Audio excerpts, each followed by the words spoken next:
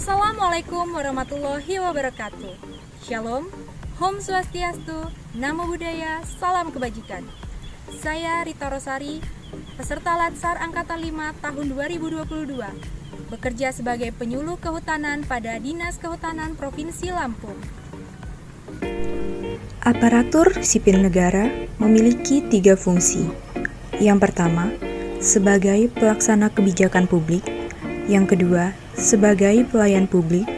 Yang ketiga, sebagai perekat pemersatu bangsa. Dan terdapat 7 nilai dasar berakhlak yang harus dimiliki oleh seorang ASN, yaitu berorientasi pelayanan, akuntabel, kompeten, harmonis, loyal, adaptif, dan kolaboratif. Apa kabar, Bu? Alhamdulillah sehat. Gimana, Mbak? Alhamdulillah sehat juga, Bu. Jadi saya ingin menyampaikan berkas terkait berita acara pembentukan kelompok usaha perhutanan sosial kita, Bu. Jadi setelah kita kemarin melakukan pembentukan, berita acaranya sudah ditandatangani dan sudah saya kumpulkan ke kantor. Untuk selanjutnya terkait dengan administrasi mungkin nanti akan kita lengkapi, Bu. Nah, untuk itu selanjutnya kita juga akan melakukan diskusi dengan kelompok terkait dengan apa saja rencana yang akan kita lakukan terkait dengan kelompok usaha perhutanan sosial ini, Bu. Nanti kemungkinan kita akan melakukan demonstrasi bagaimana cara untuk membuat bubuk jahe untuk meningkatkan pendapatan dari kelompok usaha ini. Dan kemudian nanti saya selaku penyuluh kehutanannya akan memberikan pelatihan terkait bagaimana cara mengolah dan membuat bubuk jahe tersebut. Nanti kira-kira itu ada pembiayaan nggak, Mbak? Di antara anggota-anggota nanti ada penarikan biaya atau gimana gitu? Oh, terkait dengan pelatihan ya, Bu? Iya. Untuk terkait dengan pelatihan nanti, itu sama sekali tidak ditarik biaya, Bu. Baik dari kelompok maupun perseorangannya, karena memang pelatihan ini bagian dari tugas saya selaku penyuluh kehutanan yang ada di desa ini. Jadi tidak ada tarikan untuk saya selaku penyuluhnya. Mbak, saya mau nanya, setelah pelatihan bikin bubuk jahe, ini selanjutnya itu ada pelatihan lagi nggak? Oh, terkait dengan pelatihan-pelatihan, itu sebenarnya masih banyak, Bu, pelatihan-pelatihan yang bisa diikuti anggota kelompok tani maupun anggota dari kelompok usaha perhutanan sosial ini. Semua pelatihan yang dibutuhkan oleh masyarakat itu bisa kita sediakan dan bisa kita fasilitasi. Jadi untuk kelompok nanti bisa didiskusikan saja apa saja yang ingin dilakukan untuk diadakan pelatihan. Misalkan pelatihan pembuatan kompos ataupun pelatihan pemasaran, nanti semuanya akan kita usahakan untuk difasilitasi agar semua kelompok dapat mengikutinya.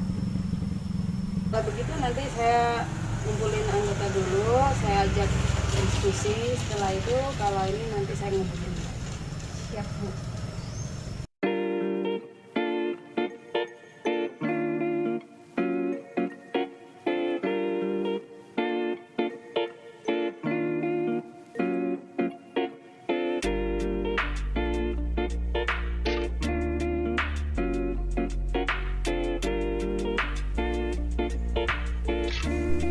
Dalam rangka pendampingan kelola kawasan di dalam kawasan hutan dapat dilakukan dengan turun langsung ke lapangan dan melakukan identifikasi potensi yang ada di lokasi tersebut.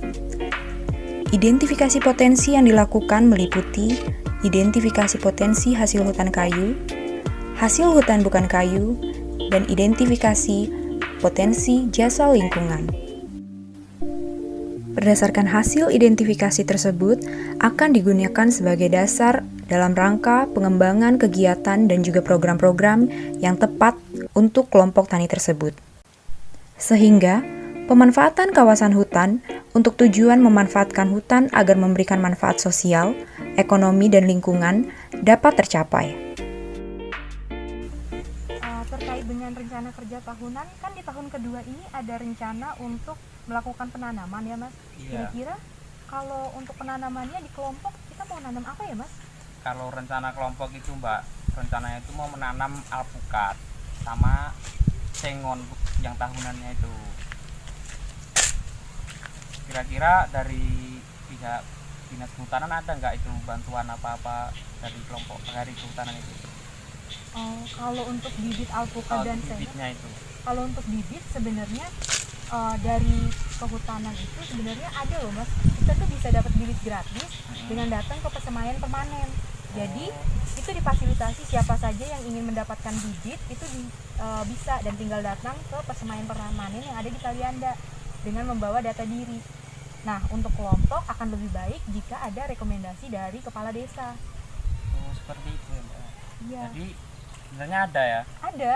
Jadi siapa aja, bahkan perorangan ataupun satu desa itu diakomodir untuk mendapatkan bibit gratis dengan konsekuensi tidak untuk diperjualbelikan lagi. Jadi benar-benar ditanam oleh masyarakat. Dan Ya. itu gratis. Kayak kalau memang ada, tolong dibantu itu. Siap. Nanti mungkin kita akan mengajukan membuat rencana dulu. Rencana apa saja bibit yang ingin kita ajukan. Setelah itu nanti mungkin kita minta rekomendasi atau surat pengantar dari kepala desa untuk kita bisa meminta bibit gratis di persemaian permanen. Demikianlah beberapa kegiatan yang dilakukan seorang penyuluh kehutanan dalam melaksanakan tupoksinya. Sekian dan terima kasih.